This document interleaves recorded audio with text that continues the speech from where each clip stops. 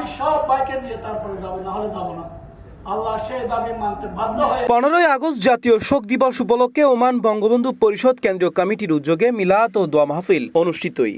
আমার নবী আসার পরে বাইতুল্লাহ শরীফ যখন শনিবার রাতে ওমানের রাজধানী মাস্কাটর একখান হোটেলত এই আয়োজন অনুষ্ঠিত হয়, যেটা ওমানত বসবাসরত প্রবাসী বাংলাদেশী বঙ্গবন্ধু পরিষদের নেতাকর্মী এবং বাংলাদেশ কমিউনিটির বিভিন্ন পর্যায়ের নেতৃবৃন্দ অংশ লয়। মহল এবং বিভিন্ন অঙ্গিকে আসা মেহমানবৃন্দু, আসসালামু আলাইকুম ওয়া রাহমাতুল্লাহি ওয়া বারাকাতুহু।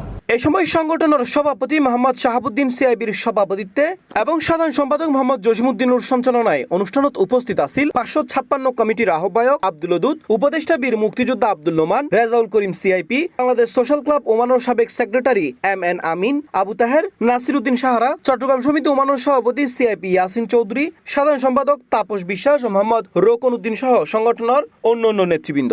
জাতির পিতা বঙ্গবন্ধু শেখ মুজিবুর রহমান এবং ওনার ছেলে শেখ জামাল শেখ কামাল, মমতা ফজলুন্নেসা, ছোট ভাই রাসেল এবং ওনাদের ফ্যামিলি সহ সবাইকে জেলে রাতে হত্যা করা হয়েছিল। আল্লাহ তাআলা আমাকে তৌফিক দিয়েছে, হায়াত দিয়েছে, আমি এক গুনাহগার বান্দা। আজকে আমাদের যারা বঙ্গবন্ধু পরিষদের সম্মানিত সভাপতি ও সদস্য মন্ডলী, আমার সংগঠনের বাইরা যারা আজকে আমরা এই দোয়া মাহফিলের আয়োজন করেছি, আমি সবাইকে অন্তঃস্থল থেকে ধন্যবাদ জানাচ্ছি। মিলাদ ও দোয়া মাহফিলত 15 আগস্টের শহীদ হওয়ার পাশাপাশি প্রবাসী বাংলাদেশী এবং বিশ্ব মুসলিম উম্মার শান্তি ও কল্যাণ কামনা করি বিশেষ মোনাজাত করে। এই সময় মোনাজাত পরিচালনা করে আলহাজ মাওলানা নাজবুল।